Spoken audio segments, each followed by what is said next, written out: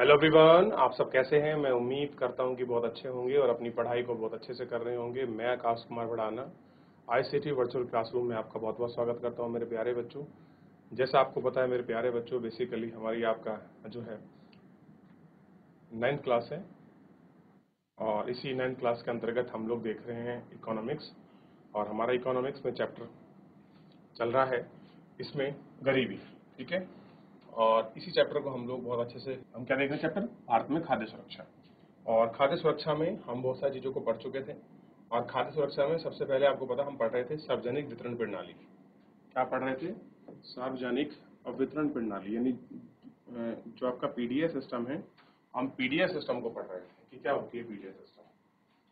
ठीक, ये आपको देखना, ठीक है। आगे बढ़ जाए। सार्वजनिक वितरण प्रणाली, संशोधित सार्वजनिक वितरण प्रणाली, लक्षित सार्वजनिक वितरण प्रणाली और अंत्योदय अन्न योजना, अन्नपूर्णा योजना और राष्ट्रीय खाद्य सुरक्षा अधिनियम, ये सारी चीजें हमें इसमें दिखाई गई। सबसे पहले बात करेंगे सार्वजनिक वितरण प्रणाली की। तो सबसे पहले हमने क्या देखा, सार्वजनिक वितरण प्रणाली को हम पढ़ रहे हैं। तो आपको पता पीडीएस कब आई? 1992 में, 1992। इसका लक्ष्य क्या था? सार्वजनिक, यानी कि सबको लक्षित किया गया। इसमें कोई मात्रा नहीं रखी गई कितना क्या कुछ मिलेगा, बस एक रेट रखा गया। 2 रुपये 34 पैसे रुपये गेहूं मिलेगा, 2 रुपये 89 पैसे चावल मिलेगा। तो ये रेट रखा गया था इसमें सार्वजनिक वितरण प्रणाली, जिसको हम पीडीएस कहते हैं, public distribution system, PDS. Clear है? आगे देखिए, संशोधित सार्वजनिक वितरण प्रणाली 1992, पिछड़ा ब्लॉक। हमने रिफॉर्म पीडीएस चलाया, इसको आरपीडीएस बोल सकते हैं।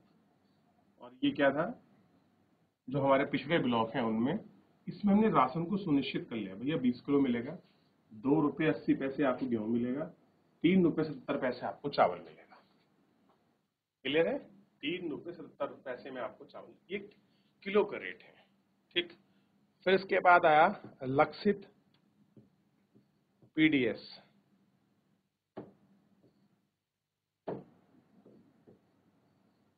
पीडीएस ये शुरू कब हुआ? 2000 से क्रियान्वयन लाया गया। और इसमें निर्धन और नॉन गैर निर्धन बीपीएल और एपीएल, ये क्या है, जो आपके पुअर हैं, ठीक है। और इसी में एक अब कैटेगरी थी नॉन पुअर की, और एक कौन थे? बीपीएल, बिलो पॉवर्टी लाइन, और एक एपीएल, अपर पॉवर्टी लाइन। ये इसमें बनाया गया, देख लिया, ठीक। ये ध्यान रहेगा आपको।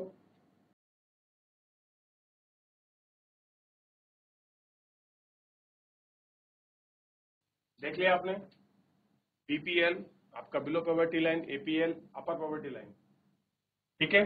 इसके बाद एक योजना आई, अंत्योदय अन्न योजना, 2002 में आई। निर्धनों में सबके लिए निर्धन है।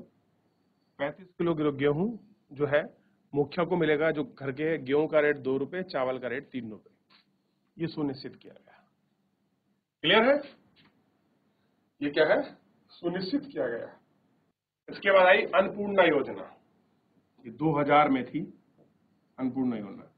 ये दीन वरिष्ठ नागरिकों के लिए, जो गरीब हैं लेकिन वो कैसे बुजुर्ग हैं, जैसे 65 ईयर ओल्ड से ऊपर के हैं, 60 से ऊपर के हैं, उनके लिए रखी गई थी। और ये थी, इसमें 10 किलोग्राम खाद्यान्न मिलेगा और वो भी आपका टोटल निःशुल्क मिलेगा। तो ये आपको ध्यान रखना है कि कौन सी ऐसी योजना थी, ठीक, जिसके अंतर्गत आपका निःशुल्क राशन मिलता था। तो वो कौन सी थी? अन्नपूर्णा अन्न योजना। एक और आई राष्ट्रीय खाद्य सुरक्षा अधिनियम 2013। योग्य परिवार हैं और 5 किलोग्राम प्रति व्यक्ति, मान लीजिए आपकी फैमिली में 4 लोग हैं, तो 4 से 5 को गुणा करेंगे, आपको 20 किलो राशन मिलेगा।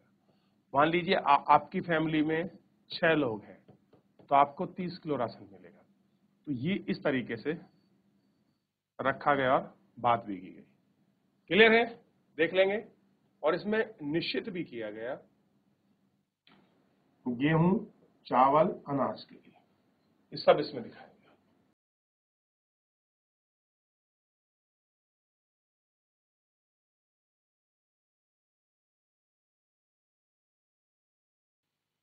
देख लिया? आगे बढ़े, बात करें बीपीएल, निर्धनता रेखा से नीचे, एपीएल निर्धनता रेखा से ऊपर। मैंने एक लाइन समझाई थी आपको, पॉवर्टी लाइन, इस तरीके से।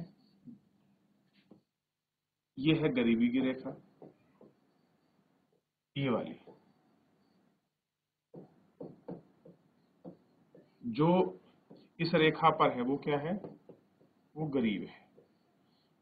ये जितना ऐसे बढ़ेगी, व्यक्ति क्या होगा?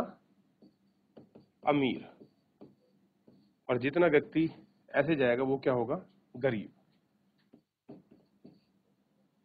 अब गरीब में भी कैटेगरी है, एक गरीब है, एक बहुत गरीब है, एक है अंतदय, यानी कि उसके खाने पीने के पास इतने पैसे भी नहीं है कि 2 रुपए किलो गेहूं खरीद ले, ये शायद खरीद सकता है, ठीक है, ये भी गरीब है। और जो हम बात करें एपीएल की, वो एपीएल यही है, इसके पास में खड़ा हुआ, ना गरीब है ना अमीर, ना बिल्कुल ही गरीब है और ना कुछ मालदार है, तो उसको एपीएल कहा गया, अपर पॉवर्टी लाइन। ठीक है, ध्यान रहेगा। देख लिया? चलिए आगे बढ़ जाएं। अभी हम बात कर रहे थे ना अंत्योदय अन्न योजना की, दिसंबर 2000 में शुरू की गई थी। इस योजना के अंतर्गत लक्षित पीडीएस के वहां निर्धनता रेखा से ऊपर में से 1 करोड़ लोग की पहचान की गई है, ठीक। और आपका निर्धनता रेखा, गरीबी का सर्वेक्षण किया गया है, चुना गया है, उनको देखा भी गया है, और सहायिका सब्सिडी के रूप में भी देखा है कि क्या करती है गवर्नमेंट, आपका सब्सिडी देती है। सहायिका यह भुगतान है जो सरकार द्वारा किसी उत्पादन को बाजार कीमतों की पूर्ति के लिए किया जाता है। ठीक, देख लिया?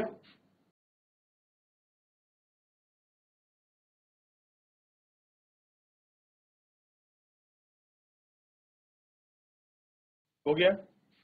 चलिए, ये बफर स्टॉक का उत्पादन है कि हमने कितना उसको आपका स्टोरेज किया है, उसके विषय में। अब देखिए, वर्ष 2022 में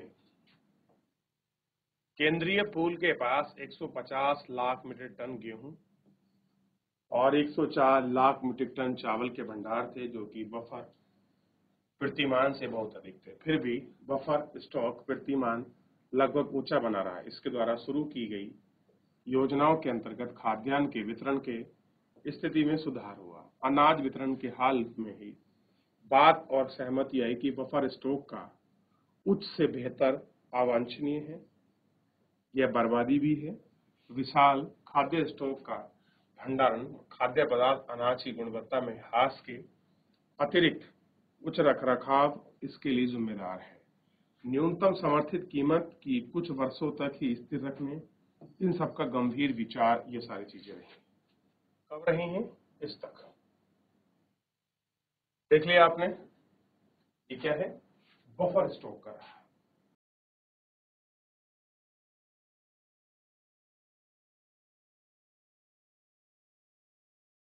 चलिए आगे बढ़ेंगे। चलिए आगे देखें। वर्धित न्यूनतम समर्थित कीमत पर अनाज की अधिक खरीद प्रमुख अनाज उत्पादक राज्य जैसे पंजाब, हरियाणा, आंध्र प्रदेश की ओर से डाले गए दबाव का नतीजा है। इसके अलावा चूंकि खरीद शुरू कुछ समृद्ध क्षेत्र पंजाब, हरियाणा, पश्चिमी उत्तर प्रदेश, आंध्र प्रदेश कुछ सीमाओं तक, पश्चिम बंगाल के मुख्य 2 फसलें चावल तक सीमित हैं। न्यूनतम समर्थित कीमत में वृद्धि के विशेष खाद्यान्न अधिशेष वाले राज्यों में अपनी भूमि पर मोटे तौर पर राज्य की खेती समाप्त करना गेहूं धान के लिए प्रेरित किया गया है। जब मोटे अनाज गरीबों का प्रमुख भोजन है, धान की खेती के लिए सघन सिंचाई, पर्यावरण और जल स्तर में गिरावट भी आ सकती है। इन राज्यों में कृषिगत विकास को बनाए रखने के लिए खतरा पैदा होता है। कैसा है? खतरा पैदा होता है। तो ये भी एक अपने आप में चैलेंज है, इन सबको मेंटेन करना। भाई गेहूं है, चावल है, वहाँ उसको खरीदना, उसकी कीमत को मेंटेन रखना, ये अपने आप में पूरा टास्क रहता है। क्लियर है कि कैसे उनको रखा जाए, कैसे उनको किया जाए, ये सारी चीजें इसमें देखी जाए। ठीक है,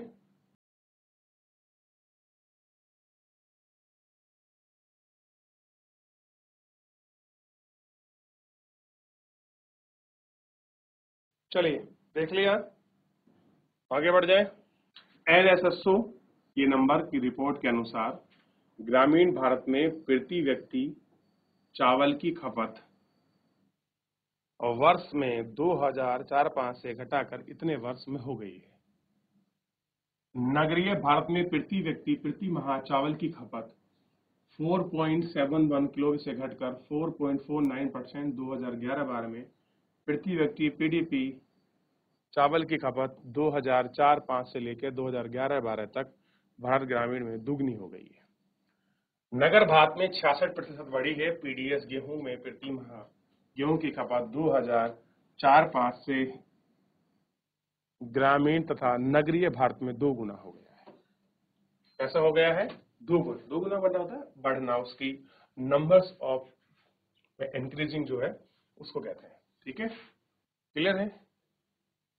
PDS डीलर अधिक लाभ कमाने के लिए अनाज को खुले बाजार में बेचना, राशन की दुकान, घटिया अनाज बेचना, दुकान में कभी कभी खोलना और कभी अपचार आदि शासन राशन की दुकान में घटिया किस्म के अनाज का पकड़ पड़ा रहना, यह आम बात है जो बिक नहीं पाता, बड़ी समस्या साबित होती है। जब राशन की दुकान इन अनाजों को बेच नहीं पाती तो FCI के गोदाम में अनाज का विशाल स्टॉक जमा हो जाता है।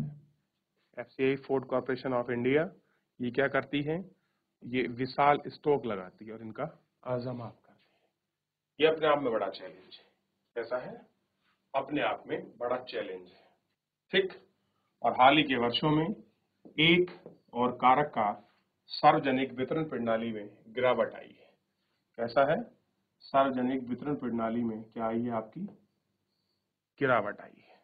और पहले व्यक्ति के पास निर्धन और गैर निर्धन राशन कार्ड था, जिसे चावल, गेहूं, चीनी वस्तु का एक निश्चित कोटा होता है। ये प्रत्येक परिवार को एक समान कीमत पर बेचे जाते हैं। कैसे हैं? एक कीमत फिक्स कर दी जाती है निर्धारित, उसी के आधार पर ये लोगों को प्रोवाइड किए जाते हैं। क्लियर है? आप इनको देख सकते हैं, उसी के आधार पर इनको प्रोवाइड करते हैं। ठीक, चलिए आगे बढ़ेंगे।